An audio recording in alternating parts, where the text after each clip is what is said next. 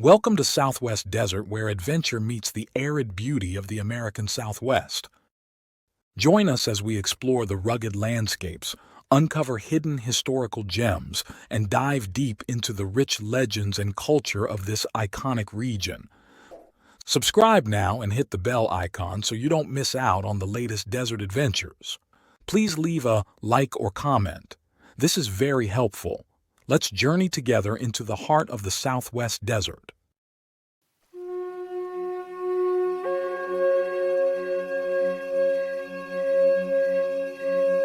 Deep in the heart of the American Southwest, amidst the sacred mesas and canyons of the Navajo Nation, there exists a story that sends shivers down the spines of those who hear it, a tale that stands as the most thoroughly documented case of a Chindee's revenge in Navajo history.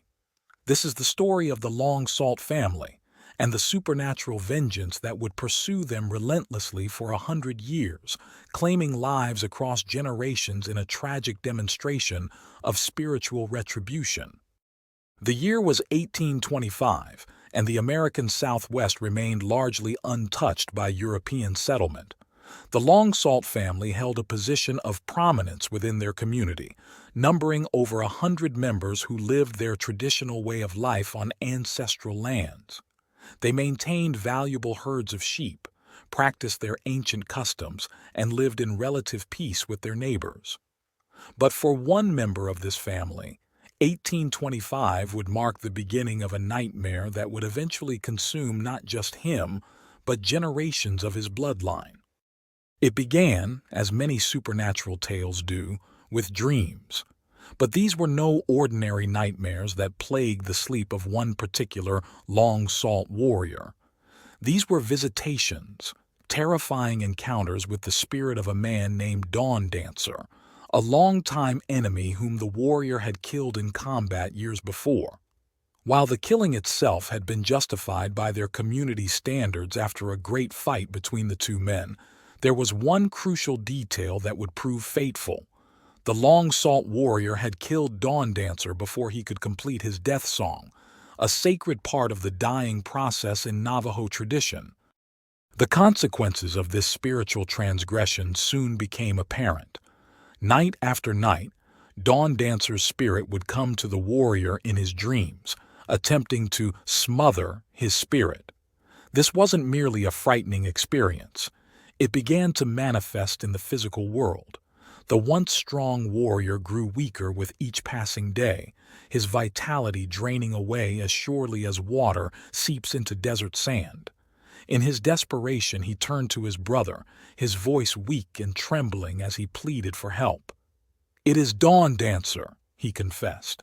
"His spirit comes to me when I sleep, and he tries to smother my spirit. You must find a medicine priest to rid me of Dawn Dancer's spirit, or I shall die."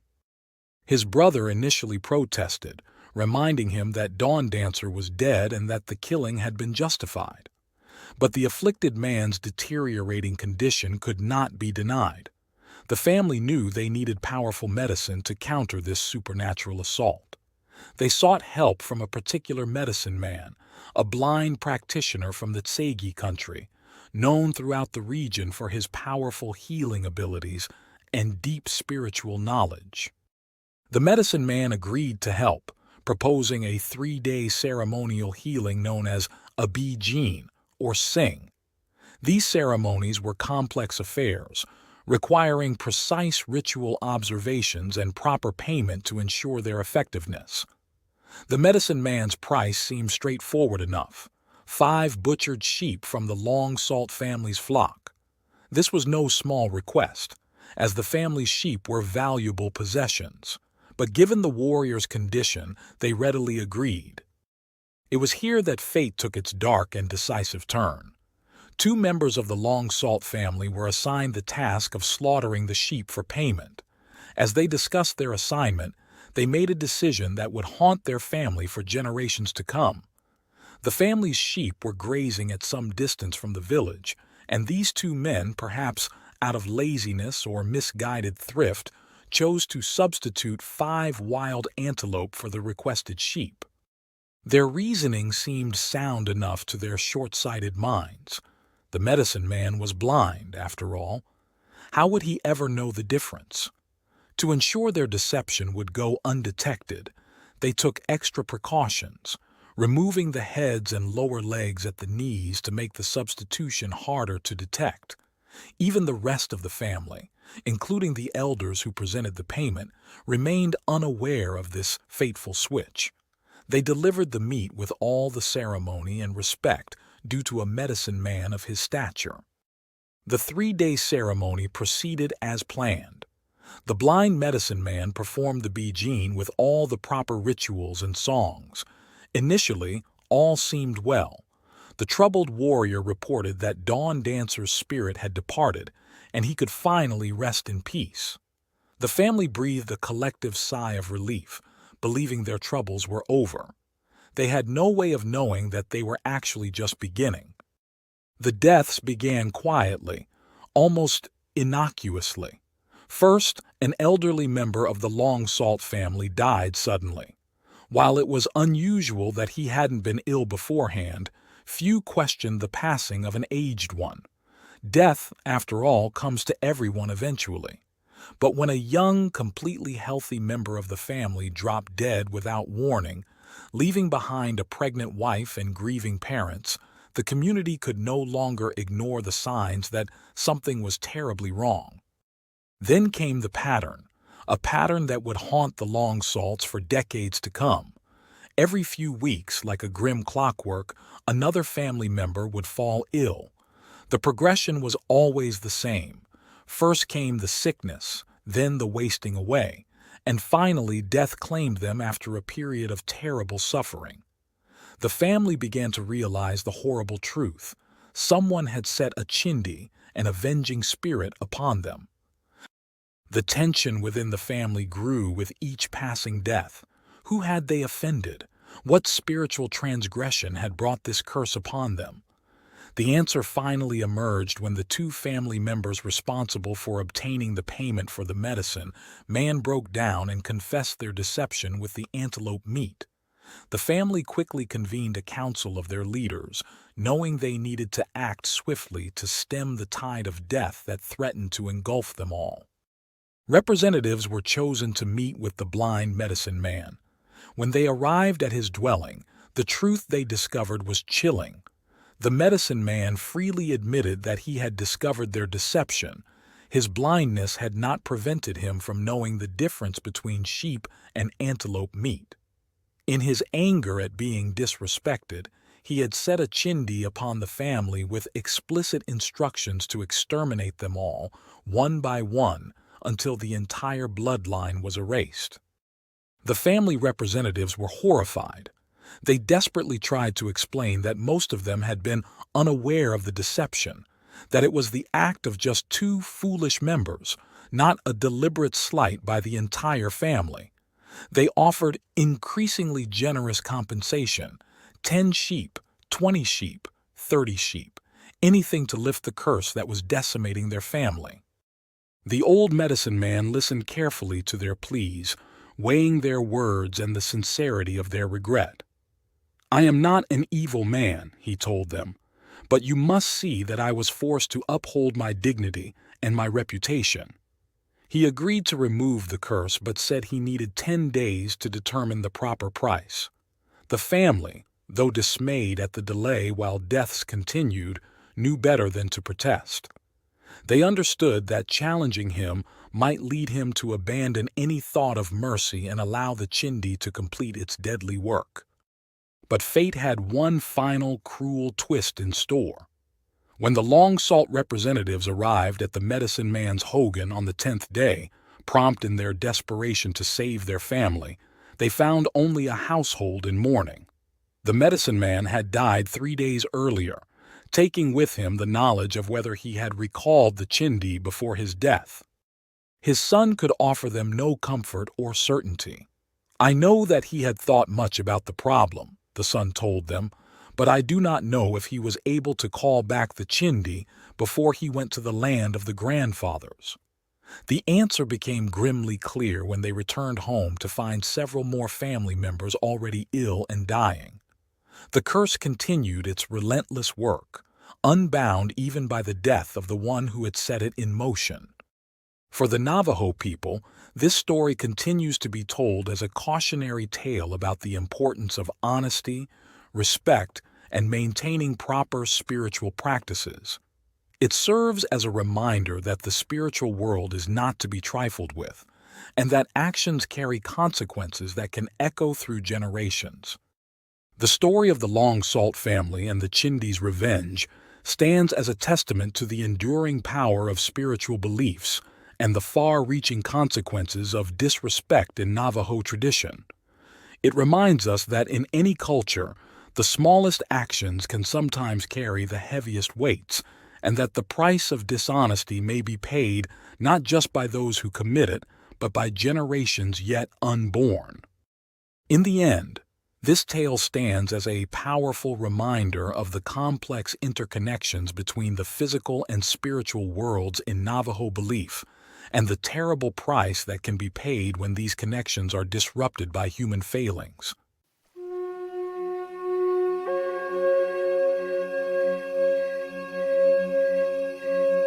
In the rugged white mountains of Arizona, where ancient spirits still whisper through twisted juniper trees, a tale of vengeance, supernatural power, and divine justice unfolded in the 1870s.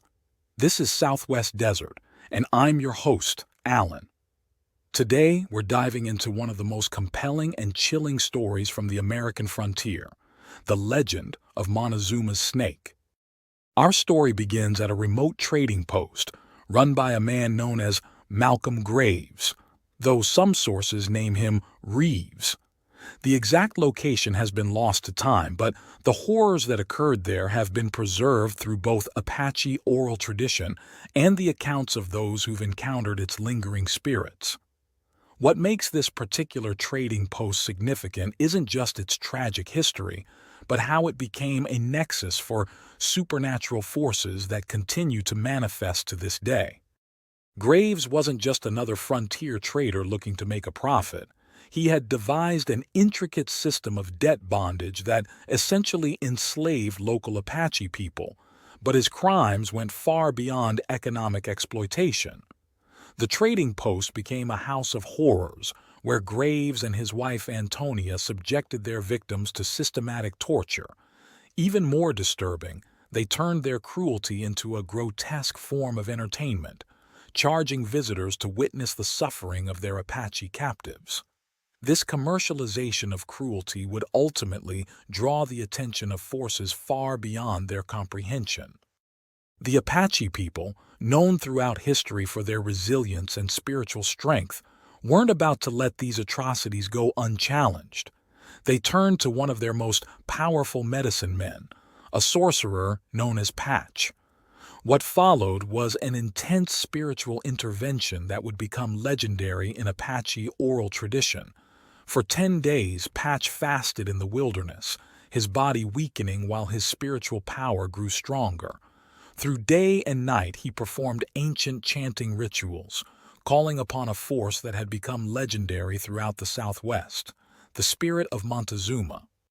Now, this isn't the Montezuma you might remember from your history books, the Aztec emperor who faced Cortés in the early 16th century.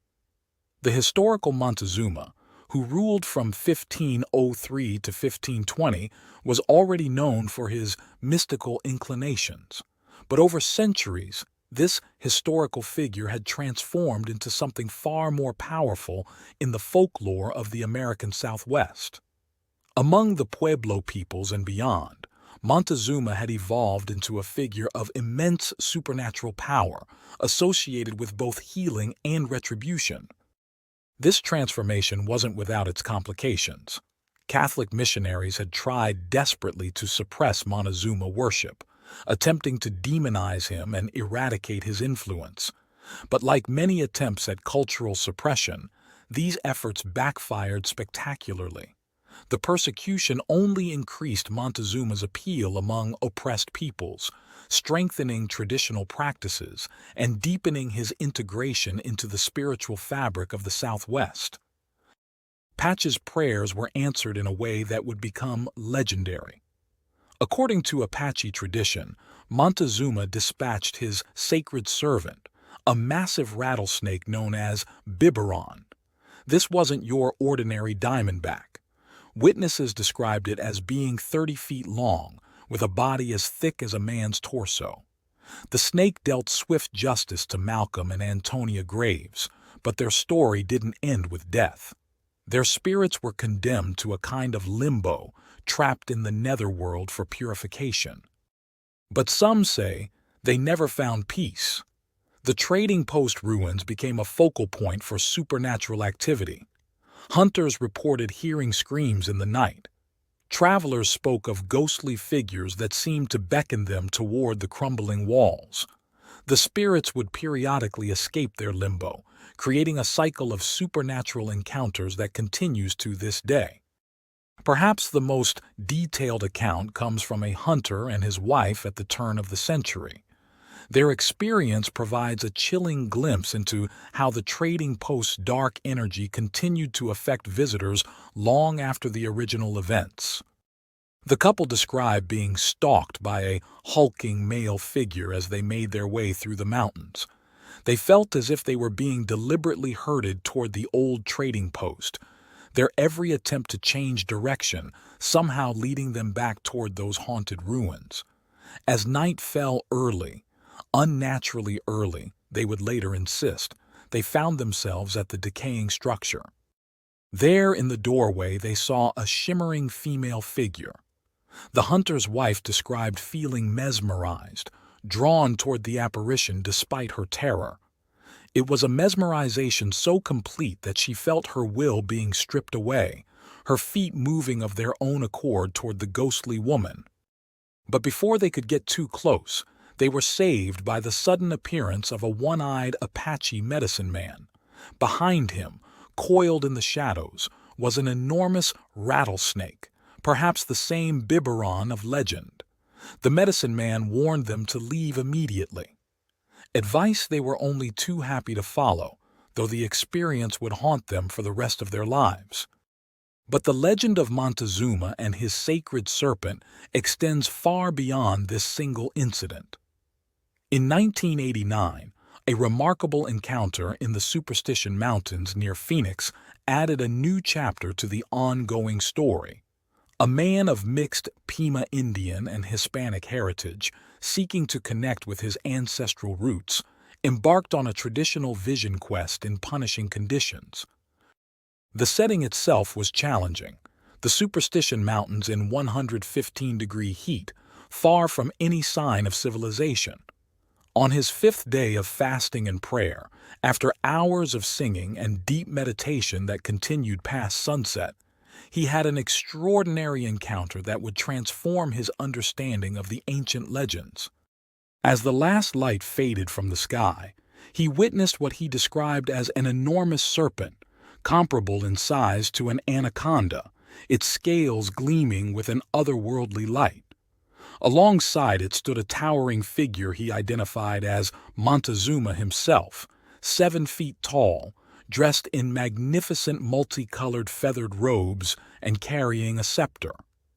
The vision brought a warning against the dangers of materialism, a message that seems particularly relevant to the trading post tragedy. To understand the full significance of these encounters, we need to explore how the historical Montezuma transformed into such a powerful supernatural figure. The New Mexican folk version of his origin, as recorded by historian Mark Simmons, tells of a leader born among the Rio Grande Indians who first ruled at Pecos Pueblo. This Montezuma possessed supernatural powers from an early age, married a Zuni woman, and eventually traveled south on a giant eagle to found Tenochtitlan. Scholars believe this fascinating blend of history and myth was introduced through Spanish conquistadors and spread by Mexican Indian servants before being thoroughly integrated into Pueblo tradition. The story then spread to other tribes, each adding their own cultural elements to the growing legend. The sacred serpent traditions associated with Montezuma have their own rich and sometimes dark history. In some Pueblo villages, particularly around Taos, there are troubling stories of child sacrifices made to appease this powerful entity. Hispanic locals in the area developed their own specific beliefs and practices, including special feast days dedicated to the serpent's appeasement. Historian Cleo Jaramillo documented many of these beliefs in her work Shadows of the Past, focusing particularly on how Hispanic communities interpreted and adapted these ancient traditions. Even the famous frontier chronicler Josiah Gregg, in his work Commerce of the Prairies, recorded physical evidence of the giant snake, describing tracks in the snow as wide as if an ox had been dragged through it. Among the most intriguing elements of the Montezuma legends are the stories of his legacy, both spiritual and material. Before departing for Mexico, he's said to have left behind a sacred fire, promising that those who tended it would gain immortality and unlimited magical powers. This fire became a central element in many ceremonial practices, from healing rituals to hunting blessings and agricultural ceremonies. The material legacy is equally fascinating. Stories of hidden Aztec wealth, protected by supernatural forces, have captivated treasure hunters for generations. In the 1960s, this aspect of the legend gained new credibility when explorers in Utah's White Mountain near Kanab discovered what appeared to be Aztec glyphs and carved steps. Some claim this marked the location of $10 million worth of gold and gems, supposedly shipped northward to keep them from falling into Spanish hands during the conquest. But perhaps the most compelling modern connections to Montezuma's legacy come from contemporary spiritual practitioners. Many medicine men and women today affirm that Montezuma's presence remains active in the land, his power accessible to those who approach with proper respect and preparation. One particularly striking account comes from a Cherokee traditionalist who underwent an intensive spiritual preparation, including a 6-day fast and the creation of a sacred medicine circle. Protected by an amulet provided by his spiritual teacher, he experienced what he believed to be a direct encounter with Montezuma's sacred serpent. The creature he described was massive, over 30 feet long and weighing more than 200 pounds. It appeared to hover before him, defying gravity in a way that immediately marked it as supernatural. The serpent distended its jaw before making gentle contact with its fangs, not to harm, but to transmit what the traditionalist described as an electric sensation of power coursing through his entire body. This encounter transformed him, deepening his commitment to the medicine path and confirming for him the living reality of the ancient traditions. The experience left him with a profound understanding of how the spiritual forces described in age-old legends continue to manifest in the present day. Today, the trading post ruins still stand somewhere in the White Mountains, though their exact location remains a closely guarded secret. Some say this is to protect the site's power. Others suggest it's to protect visitors from forces they might not be prepared to encounter. The screams are still heard on certain nights, they say, and the spirits of Malcolm and Antonia Graves occasionally break free from their supernatural prison, perhaps still seeking redemption or revenge. Whether you view these tales as historical accounts, spiritual truths, or cautionary parables, they speak to something deep in the human experience, the hunger for justice, the power of belief, and the way the past reaches forward to touch the present. The legend of Montezuma's snake reminds us that some forces are beyond our control or understanding, and that the spiritual traditions of the Southwest remain as vital and mysterious as the landscape itself.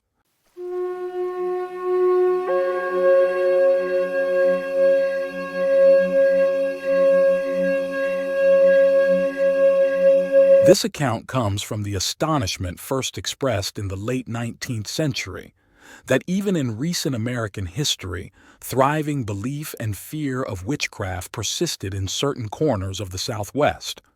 Our story begins when writer Charles Fletcher Lummis, who lived from 1859 to 1928, journeyed to New Mexico.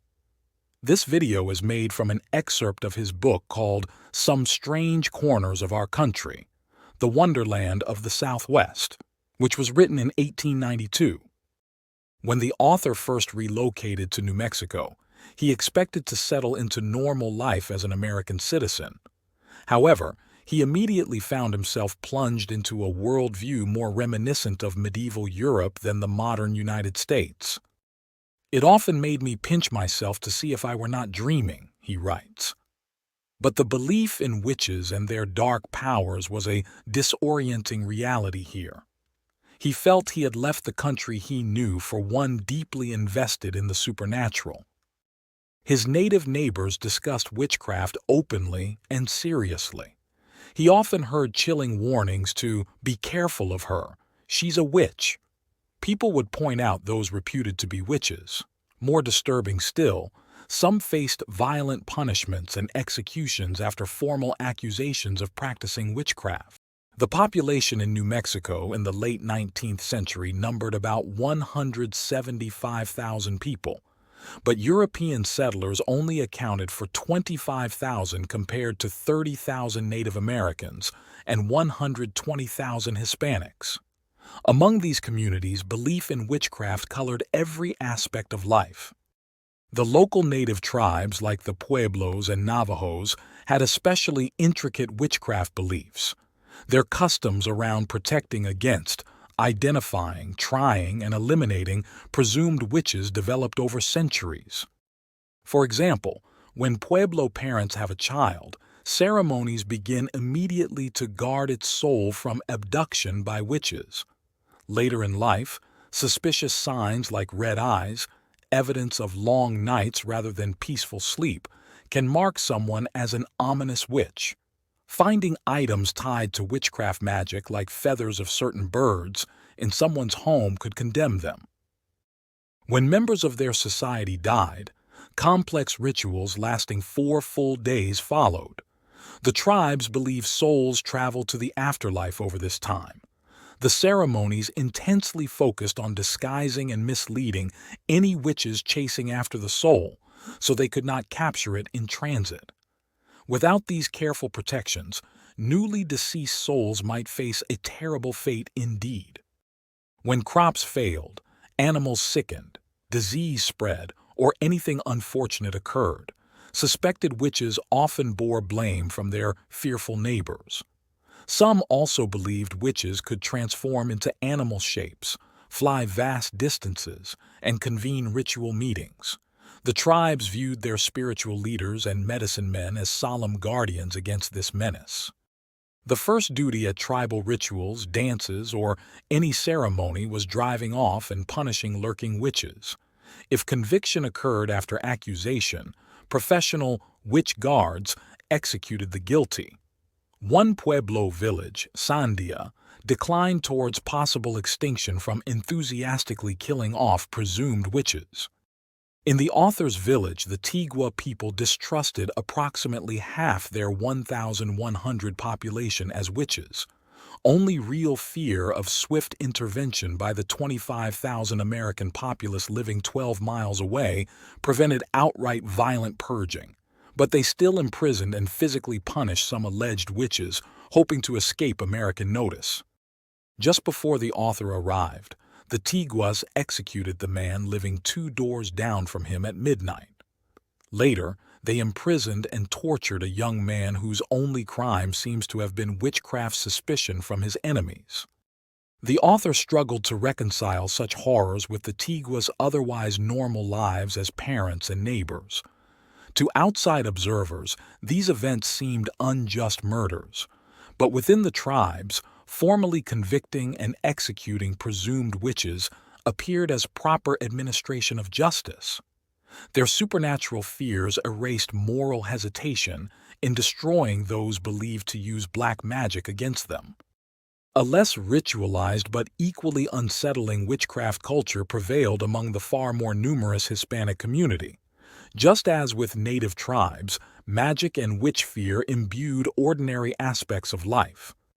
Seeking advantages over enemies or explanation for misfortune, many Hispanics felt comfortable attributing problems to sorcery.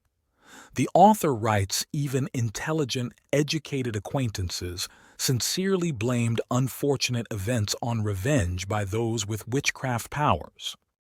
In fact, the Hispanic community once formally tried and executed convicted witches under Spanish courts. Though authorities no longer allowed this, belief still ran deep. In recent years before the author arrived, two men beat an elderly Hispanic woman to death. They genuinely thought she had used dark magic against them and deserved death.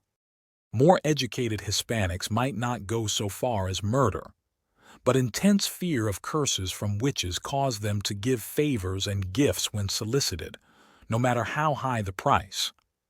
The author writes, "Few dare eat anything offered by a witch, lest it place a curse upon them." And many local Hispanics had astounding stories blaming unfortunate fates on witchcraft. For example, a number of men confided to the author that witches had briefly transformed them into women. Their only relief came from paying opposing witches an exorbitant amount to change them back. Others talk earnestly of witches stealing their eyes and legs, physically attacking them for offenses, or colluding to ruin their lives. The tales even get more bizarre. A drunken man kicked a witch, provoking her to use powers to grow a live mouse inside his stomach. It tormented him painfully until he acquiesced to rich gifts for the offended witch. Superstitions persist around witch shape-shifting. Unusual animals sighted near homes at night likely serve as witches in transformed bodies. Even shooting stars convey fearful meaning, a sign of gathered witches traversing the night sky. Yet, however supernatural and unreasonable their claims to outsiders, those inside the Mexican witchcraft culture hold them as utterly sincere truth. This staggering realization perplexed the writer as he immersed in their world. Eventually, the author describes his own reluctant entanglement with regional witchcraft beliefs. He recounts having his left arm paralyzed following a minor blood vessel rupture in the brain. Despite possessing normal sensation, he lost motor control for over 3 excruciating years. His community of native neighbors, of course, dismissed entirely the medical explanation. To them, it was laughably obvious he had been afflicted by one among the witches thought to bedevil their village. Their spiritual beliefs allowed no other possibility. They smiled with a pitying superiority at the silly idea of mere biology causing such an injury. Some kindly suggested the author follow their customary practice, accuse whichever witch he believed was responsible so the medicine men could eliminate them.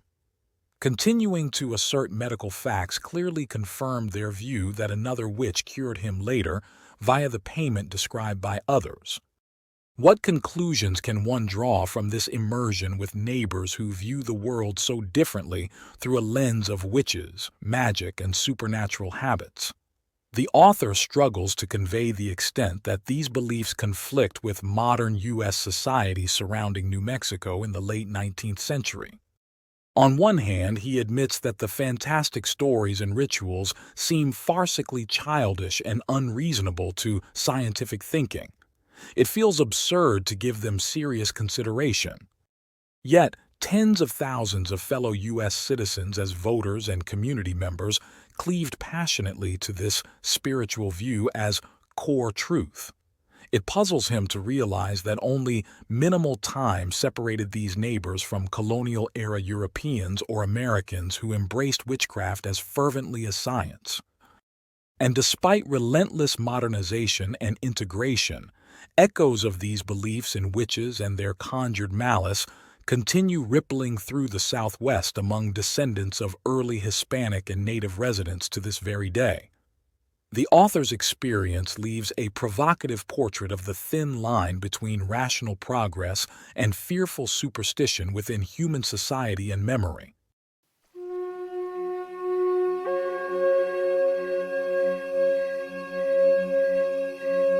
In the vast expanse of the American frontier, where civilization met wilderness, Fort Union stood as a beacon of military might and social grace.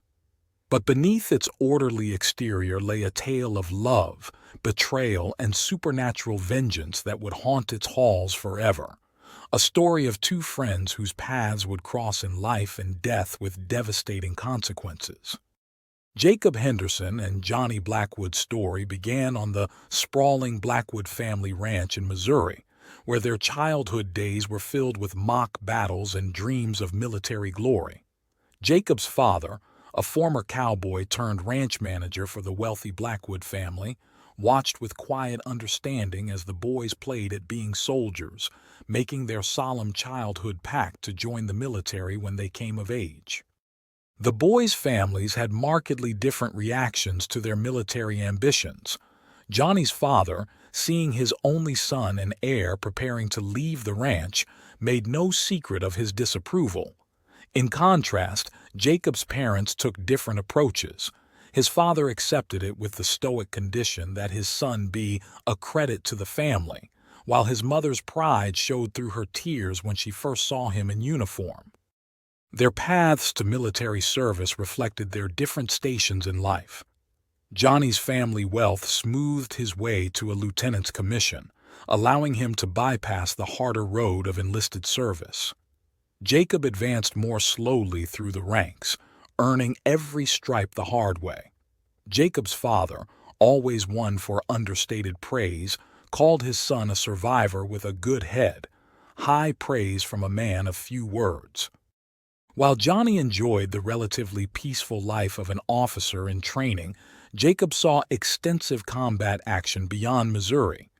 He faced the constant threats of random shootings and Apache war party ambushes, experiences that aged him far beyond his years. By the time they reunited at Fort Union, the contrast between them was stark. Jacob felt 100 years old, while Johnny retained his boyish enthusiasm, playfully dubbing his childhood friend the grizzled old soldier. Fort Union served as more than just a military outpost. It was the social hub of the territory, where young officers and eligible ladies gathered for regular dances and social events.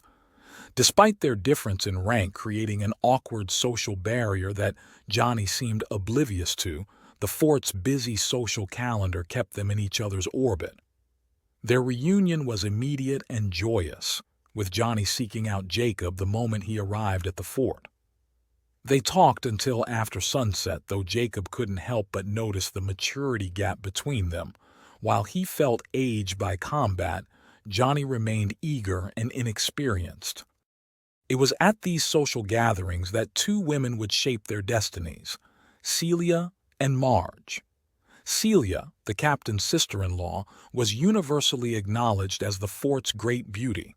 Her flirtatious nature and spirit of adventure had every eligible officer vying for her attention.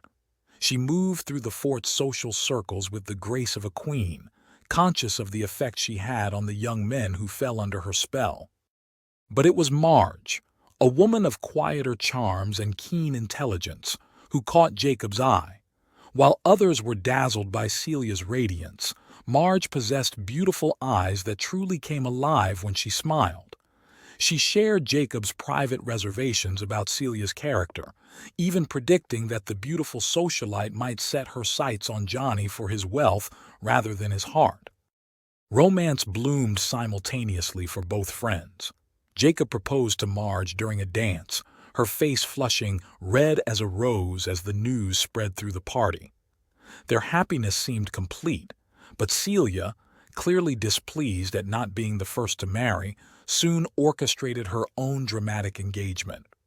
When an Apache raid alert sounded, she made an emotional scene, extracting a public proposal from Johnny with theatrical vows that she would never marry another if he died in battle.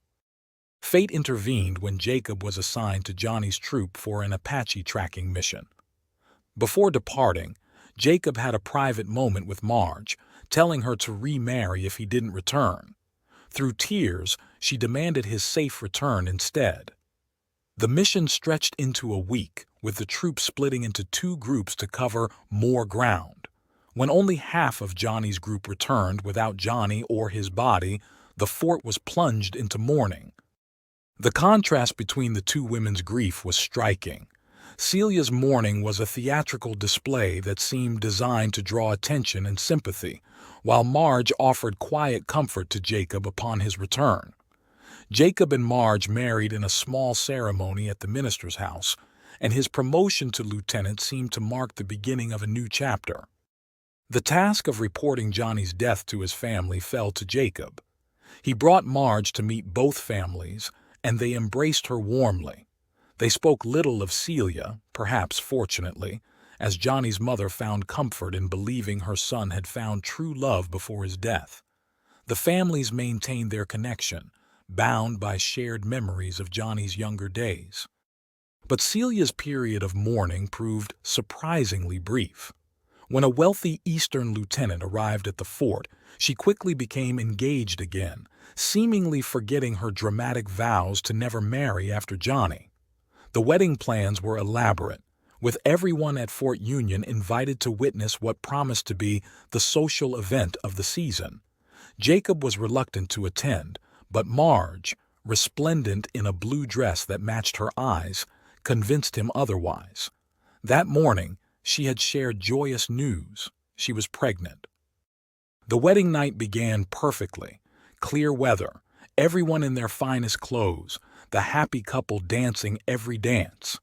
Then came the moment that would be forever etched in Fort Union's history. The door burst open with a tremendous bang, extinguishing candles with a blast of cold air. A heart-wrenching wail filled the room as Johnny's corpse appeared, his body swollen, his officer's uniform torn and dirty, his eyes burning with unholy fire. A crude hatchet protruded from his temple, and his scalp had been brutally taken, revealing the final horrific moments of his death. What followed was a scene from hell itself. The musicians, as if possessed, began playing a demonic waltz. Johnny seized Celia from her new husband's arms, forcing her into a macabre dance. Those present watched in horror as Celia's face turned pale, her eyes bulged, and her mouth sagged. With a final gasp, she collapsed dead in Johnny's arms, her broken vows to him finally answered. The ghost of Johnny Blackwood dropped her lifeless body, wrung his blood-stained hands, and with a final wail vanished through the door. In the aftermath, Jacob led a search party that finally discovered Johnny's body, exactly as the ghost had appeared, confirming the terrible fate that had befallen his friend.